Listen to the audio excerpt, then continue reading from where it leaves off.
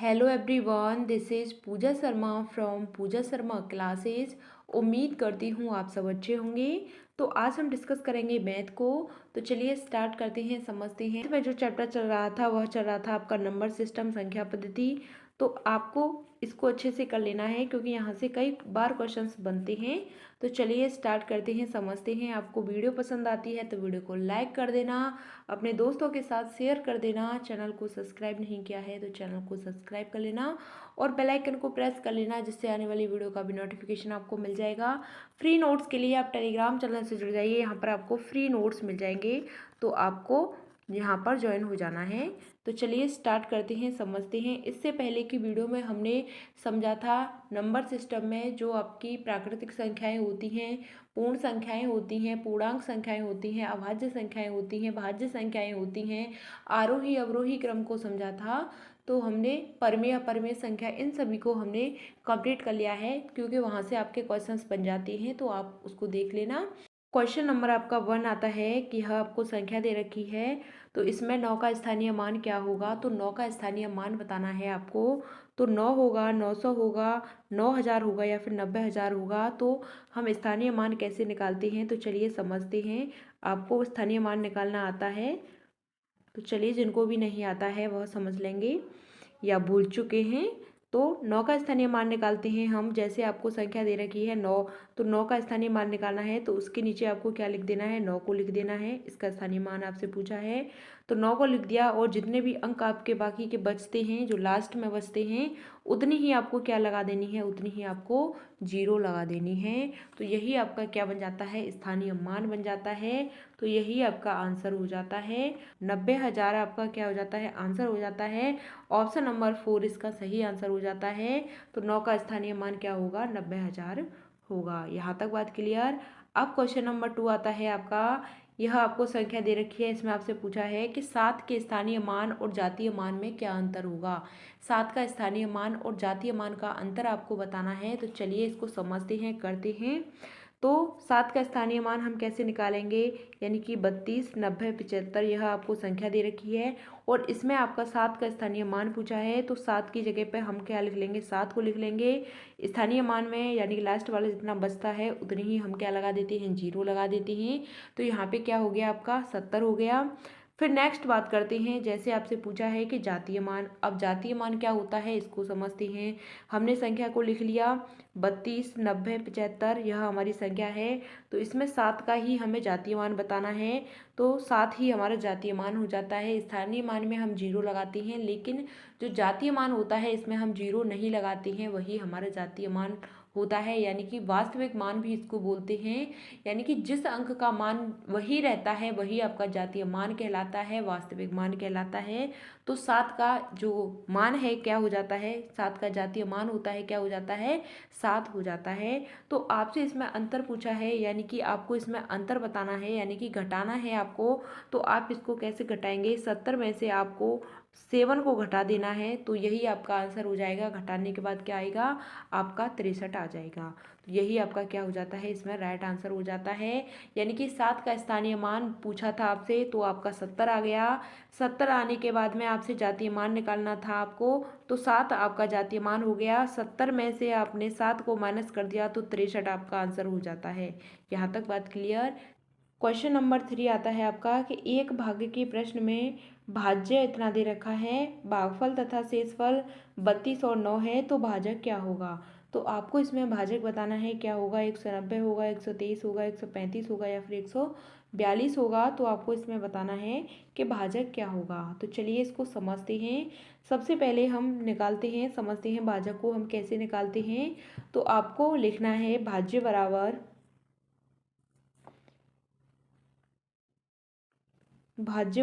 भाजक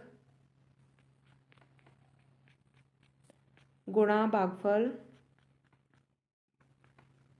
प्लस के क्या आ जाएगा आपका शेषफल। यहाँ तक बात क्लियर। प्लस यहाँ पे आपका शेषफल आ जाता है। अब इससे आगे समझते हैं इसको हम किस तरीके से करेंगे। तो हम इसी को इसी फॉर्म में रख लेते हैं। तो भाज्य भाज्य आपको कितना दे रखा है, 3945। 3945 आपको भाज्य दे रखा है। फिर आपसे पूछा है भाजक, तो भाजक आपसे पूछा है तो आपको यहाँ पे भाजक लिख देना है। गुणा में भागफल के विषय में पूछा है तो कितना हो जाता है 32 हो जाता है। और प्लस में शेषफल कितना दे रखा है आपको 9 दे रखा है तो आपको 9 को लिख देना है। फिर आगे बात करते हैं तो आगे कैसे किया जाएगा इसको। तो हम इसको भाजक और जो आपका भागफल है इसको हम इधर लेकर के आते हैं। तो भाजक गुणा भागफल की बात करते हैं। भाजक गुणा 32 हो जाता है, भागफल आपका 32 है। फिर इसको हम करेंगे तो हम यहाँ पे आपका जो भाज्य दे रखा है 3945 इसको लेकर के आते हैं। और प्लस में आपका 9 दे रखा है, यह आपका क्या हो जाएगा माइनस का 9 हो जाएगा। यहाँ तक बात क्लियर। यह आपका क्या हो जाता है माइनस का 9 हो जाता है। तो अब इसको हम सॉल्व करते हैं, किस तरीके से करेंगे तो चलिए। तो इसमें से हम पहले इसको माइनस कर देते हैं। 3945 में से 9 को माइनस कर देते हैं तो आपका क्या आ जाता है 3936 आ जाता है। क्या आ जाता है 3936 आ जाता है। 3936 आ जाता है भाजक बराबर 3936 हो जाता है। और हम भाग देते हैं आपका 32 से। इस संख्या में हम 32 से भाग दे देते हैं तो आपका आंसर आ जाता है आपका 123। क्या आ जाता है आपका 123 आंसर आ जाता है। यही आपका राइट आंसर है। आपको समझना है थोड़ा सा कि जो भाजक होता है यह आपसे पूछा है तो भाज्य बराबर भाजक गुणा भागफल होता है, प्लस में आपका शेषफल होता है। तो आपको जिस तरीके से यह एक फॉर्मूला है इस तरीके से आपको इसी फॉर्म में रख देना है। तो भाज्य आपका क्या हो जाता है 3945 हो जाता है, यहाँ पे हमने रख दिया। भाजक की बात करते हैं तो भाजक आपका पूछा है, यहाँ पे भाजक है यह आपसे पूछा है तो यहाँ पे लिख दिया। गुणा में आपका 32 आता है, यहाँ पे गुणा है तो यहाँ पे गुणा कर दिया। भागफल की बात करते हैं तो भागफल आपका यहाँ पे 32 हो जाता है, 32 को लिख दिया। प्लस क्या आ जाता है आपका शेषफल आपका कितना है 9 है तो 9 आपने यहाँ पे लिख लिया। इस तरीके से कर लिया आपने। फिर इसके बाद आपको भाजक गुणा भागफल जो है इसको आप इधर को लेके आ जाते हैं, इसका पक्षांतर कर देते हैं और इनको इधर ले जाते हैं तो यह आपका माइनस में हो जाता है। तो फिर हम इसमें से 3945 में माइनस कर देते हैं 9 को। तो माइनस करने के बाद में आपका 3936 आता है। तो फिर हम इससे भाग दे देते हैं, किससे भाजक से भाग दे देते हैं तो आपका आंसर हो जाता है 123। यही आपका सही आंसर हो जाता है। ऑप्शन नंबर 2 इसका राइट आंसर है। क्वेश्चन नंबर 4 आता है आपका कि वह कौन सी संख्या है जिसको अपने में ही 20 बार जोड़ने से परिणाम 861 आता है। तो आपको वह संख्या बतानी है। तो 41 होगी, 42 होगी, 47 होगी या फिर 45 होगी। तो इसको आपको करना है। इसको कैसे करेंगे कि कोई संख्या दे रखी है आपको और उसे अपने में ही 20 बार जोड़ना है और उसका परिणाम कितना आता है 861 आता है। तो वह कौन सी संख्या होगी। तो चलिए इसको करते हैं। मानते हैं संख्या कैसी है x है। माना संख्या क्या है आपकी x है। माना संख्या x है। अब करते हैं प्रश्न के अनुसार हम करते हैं तो इसको हम करते हैं x प्लस 20x, यानी कि संख्या आपको यहाँ पे 20 बार जोड़ रहा है तो 20x हो गई। और फिर यहाँ पे कितना दे रखा है आपको परिणाम 861 आपको परिणाम दे रखा है। तो x और 20x को मिला करके कितना बनता है आपका 21x बनता है बराबर 861 हो जाता है। यहाँ तक बात क्लियर। अब हम x को इधर लेकर के आते हैं तो 861 बटे आपका 21 हो जाता है। तो इसको हम इसमें भाग दे देते हैं, यानी कि 21 को हम 861 में भाग दे देते हैं तो x बराबर आपका क्या आ जाता है x बराबर आपका आ जाता है 41, यानी कि भाग देने पर आपका यहाँ पे 41 आ जाता है। तो x बराबर आपका क्या हो जाता है 41 हो जाता है। यही आपका राइट आंसर है। आपको समझना है कि आपसे पूछा है इसमें कि कोई भी संख्या है उसको अपने में ही 20 बार जोड़ना है और परिणाम कितना आता है 861 आता है। तो माना कोई संख्या है, क्या है x है, तो हम x संख्या ले ली है प्लस हमारी जो और 20 बार जोड़ी है हमने वह भी 20x लिख ली है, यानी कोई संख्या x थी 20 बार और हमने ली थी तो 20x बन गई। और परिणाम कितना था 861 था तो 861 यहाँ पे हमने लिख लिया। 20x और x को हमने जोड़ा तो कितना हो गया आपका 21x हो गया। 21x बराबर आपका 861 हो जाता है। x बराबर 861 बटे आपका 21 हो जाता है। तो 21 से हमने 861 को भाग दिया तो आपका क्या हो जाता है, x बराबर आपका 41 आंसर आ जाता है। यही आपका राइट आंसर है, ऑप्शन नंबर 1 इसका सही आंसर हो जाता है। यहाँ तक बात क्लियर। क्वेश्चन नंबर आपका 5 आता है कि 316, 613, 136 या 361 को घटते हुए क्रम में लगाने पर सबसे छोटी संख्या के अंकों के द्वारा व्यवस्थित कर उनसे बनने वाली बड़ी संख्या बनाइए। यानी कि उनसे बनने वाली कैसी संख्या बनानी है, आपको बड़ी संख्या बनानी है। तो इस सवाल को हम कैसे करेंगे, तो चलिए इसको समझते हैं। तो सबसे पहले हम लिखते हैं 316, 613, 136 और 361 को हम घटते हुए क्रम में लगा लेते हैं। तो चलिए सबसे पहले बड़ा आएगा आपका 613, 613 हो गया आपका। इसके बाद आपका आता है 613 आपका 361, फिर आता है 316, फिर आता है आपका 136। यहाँ तक बात क्लियर। आपने इसको कैसे क्रम में लिख लिया, घटते हुए क्रम में लिख लिया। तो अब इसके आगे हम समझते हैं। तो इसमें आपसे पूछा है सबसे बड़ी संख्या, क्या पूछा है, क्रम में सबसे छोटी संख्या के अंकों के द्वारा व्यवस्थित उनसे बनने वाली बड़ी संख्या पूछी है आपसे। तो इसमें छोटी संख्या की बात करते हैं तो आपकी क्या हो जाती है, 136 हो जाती है। बड़ी की बात करते हैं तो 613 आपकी बड़ी संख्या हो जाती है। छोटी संख्या आपकी 136 हो जाती है और बड़ी संख्या क्या हो जाती है, 613 हो जाती है। तो छोटी संख्या के विषय में पूछा है कि इनके अंकों को व्यवस्थित करने वाली बड़ी संख्या बनाइए। इनको हम व्यवस्थित करेंगे तो बड़ी संख्या हमको बनानी है। तो हम 136 को व्यवस्थित करेंगे तो कैसे करेंगे, तो 136 को हम व्यवस्थित करेंगे यानी कि, तो इधर से हम करेंगे यानी कि बड़े से छोटे के क्रम में। तो 6, 3 और 1 क्या हो जाता है, आपकी संख्या बन जाती है 631। क्या हो जाती है, बड़ी संख्या बन जाती है। कैसी संख्या बन जाती है, बड़ी संख्या बन जाती है। कितनी, 631। यहाँ तक बात क्लियर। तो यही आपका सही आंसर हो जाता है, ऑप्शन नंबर 1 इसका सही आंसर है। तो आपको इस सवाल में क्या करना था, सबसे पहले सिंपल सा है कि इसको आपको पहले घटते हुए क्रम में लगा लेना है। यानी कि सबसे पहला बड़ा वाला आएगा 613, इस तरीके से, फिर आएगा 361, फिर आएगा 316, फिर आएगा आपका 136। तो आपसे पूछा है कि इसमें छोटी संख्या वाले विषय में पूछा था, बड़ी संख्या आपकी यह हो जाती है, छोटी यह हो जाती है। तो इसके विषय में आपसे पूछा था तो इसको हम बड़ी संख्या के रूप में लगा लेंगे। बड़ी संख्या बनानी है आपको तो 6, 3, 1 हमने इसको बड़ी संख्या बना लिया। तो यही आपका क्या हो जाता है, यही आपका सही आंसर हो जाता है 661। ऑप्शन नंबर 1 इसका सही आंसर है। क्वेश्चन नंबर आपका 6 आता है कि 355 की पूर्ववर्ती संख्या में 3 का स्थानीय मान क्या होगा। 355 की पूर्ववर्ती संख्या में 3 का स्थानीय मान क्या होगा, आपको इसमें बताना है। तो 3 का स्थानीय मान करते हैं हम, 355 में 3 का स्थानीय मान क्या हो जाता है, 300 इसका स्थानीय मान हो जाता है। यानी कि स्थानीय मान का मतलब होता है कि जो संख्या आपको दे रखी है वह, उसके पीछे हमको जितने भी अंक दे रखे हैं उतनी ही हमको जीरो लगा देनी है। तो 3 के नीचे हमने 3 को लिख दिया और जितने अंक हैं यानी कि 2 अंक हैं हमने 2 जीरो इसके पीछे लगा दी। अब हमने इसमें आपसे पूछा था कि यह संख्या है, इसकी पूर्ववर्ती संख्या की बात करते हैं। तो 355 की पूर्ववर्ती संख्या की बात करते हैं तो माइनस का 1 कर देना है। तो क्या आ जाएगा आपका 354 आपका यहाँ पे आ जाएगा। तो यह आपकी क्या हो जाती है, पूर्ववर्ती संख्या हो जाती है। लेकिन आपसे इसमें पूछा है कि 3 का स्थानीय मान बताना है तो 300 आपका सही आंसर हो जाता है। ऑप्शन नंबर 4 इसका राइट आंसर हो जाता है। यहाँ तक बात क्लियर। क्वेश्चन नंबर आपका 7 आता है कि यदि उत्तर में 22 जोड़ दिया जाए तो यह संख्या से कितना ज़्यादा होगा। यदि किसी क्वेश्चन के उत्तर में यह जोड़ दिया जाए तो आपको बताना है कि कितना ज़्यादा होगा।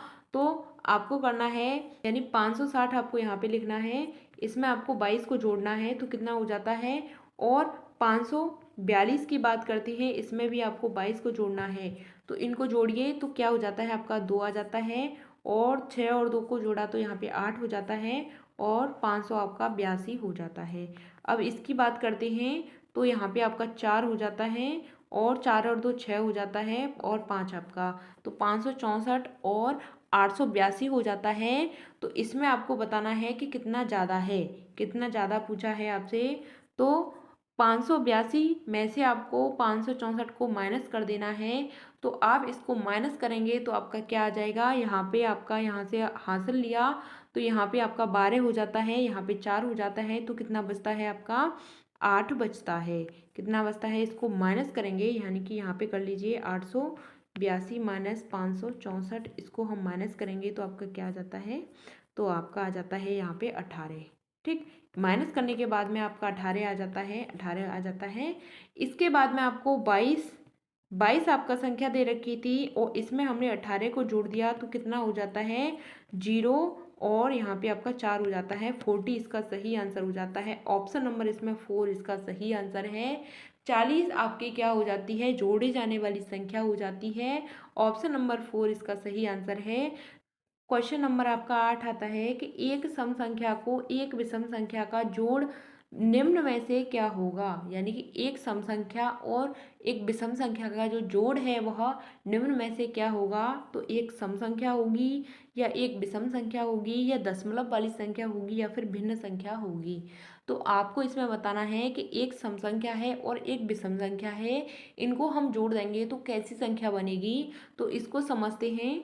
तो जैसे आपको सम संख्या दे रखी है 2, विषम संख्या दे रखी है आपको 3, इनको हम जोड़ेंगे तो आपका क्या आएगा, 5 आएगा। तो यह कैसी संख्या है, तो यह आपकी विषम संख्या हो जाती है। कैसी हो जाती है, विषम संख्या हो जाती है। जैसे आपको 6 दे दिया जाए, इसको विषम संख्या के साथ जोड़ दिया जाए, यानी कि 7 के साथ जोड़ दिया जाए तो आपका क्या बनेगा, आपका 13 आ जाएगा, यानी कि एक क्या होगा, विषम संख्या होगी। तो इसका सही आंसर है, यह क्या होगी, आपकी एक विषम संख्या होगी, यानी कि एक सम संख्या प्लस विषम संख्या हमेशा क्या होगी, आपकी विषम संख्या बनेगी।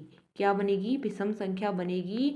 हमेशा इनको जोड़ा जाएगा तो एक विषम संख्या बनेगी। यहाँ तक बात क्लियर। क्वेश्चन नंबर आपका 9 आता है कि 4 अंकों की सबसे छोटी संख्या की पूर्ववर्ती संख्या क्या होगी। तो आपको इसमें बताना है कि 4 अंकों की सबसे छोटी संख्या, तो 4 अंकों की सबसे छोटी संख्या क्या होती है, तो 4 अंकों की सबसे छोटी संख्या लिख लेते हैं 1 2 3 और यहाँ आपके 4 हो जाते हैं। यहाँ तक बात क्लियर, 1 2 3 4। ठीक, 4 अंकों की आपकी क्या हो जाती है, यह संख्या हो जाती है, छोटी संख्या हो जाती है। तो आपसे पूछा है इसमें पूर्ववर्ती संख्या की पूर्ववर्ती संख्या, यानी 4 अंकों की संख्या की पूर्ववर्ती संख्या का मतलब होता है, पूर्ववर्ती का मतलब होता है एक को हमें इसमें माइनस करना होता है और उत्तरवर्ती की बात करते हैं तो उसमें हमें प्लस करना होता है। तो एक को हम इसमें माइनस कर देते हैं तो आपका क्या हो जाता है, 999 आपका आ जाता है।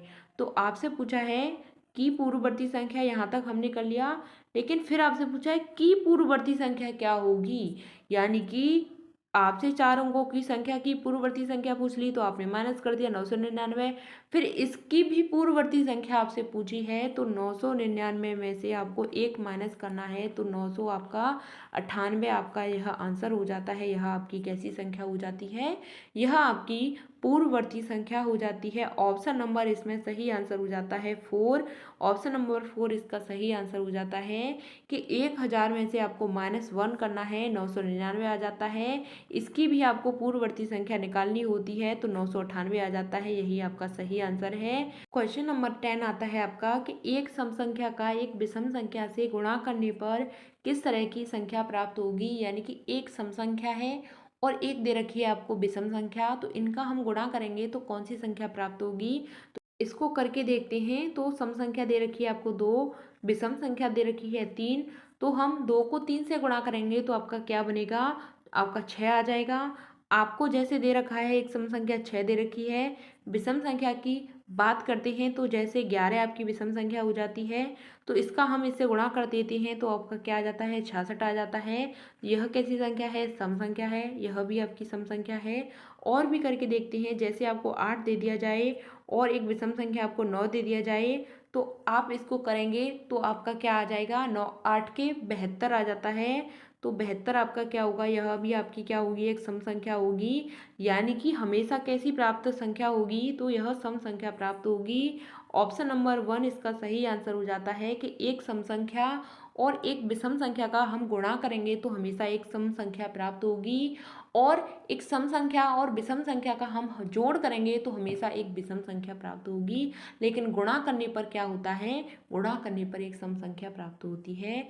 यहाँ तक बात क्लियर आपको? यह मैंने 10 क्वेश्चंस कराए हैं, समझ में आए होंगे ऐसी मैं उम्मीद करती हूँ। तो चलिए आगे हम इसी में और भी क्वेश्चंस को करेंगे जो आपके परीक्षा की दृष्टि से बहुत ही महत्वपूर्ण होंगे। तो चलिए मिलते हैं आपको आगे की नेक्स्ट वीडियो में। अगर आपको वीडियो पसंद आती है तो वीडियो को लाइक कर देना, अपने दोस्तों के साथ शेयर कर देना, चैनल को सब्सक्राइब नहीं किया है तो चैनल को सब्सक्राइब कर लेना और बेल आइकन को प्रेस कर लेना, जिससे आने वाली वीडियो का भी नोटिफिकेशन आपको मिल जाएगा। फ्री नोट्स के लिए आप टेलीग्राम चैनल से जुड़ जाइए, यहाँ पर आपको फ्री नोट्स मिल जाएंगे, तो आपको यहाँ पे ज्वाइन हो जाना है। तो आपको इसी तरीके से अपनी तैयारी को कंटिन्यू करना है, 3 से 4 घंटे आप अपनी पढ़ाई को दीजिए। तो चलिए मिलते हैं आपको आगे की नेक्स्ट वीडियो में, तब तक के लिए थैंक्स फॉर वॉचिंग। जय हिंद, वंदे मातरम। अगर आपका कोई भी क्वेश्चन होता है तो आप कमेंट के माध्यम से पूछ लिया करो, हम आपको आपका आंसर करेंगे। तो चलिए थैंक्स फॉर वॉचिंग, जय हिंद, वंदे मातरम। मिलते हैं आपको आगे की नेक्स्ट वीडियो में।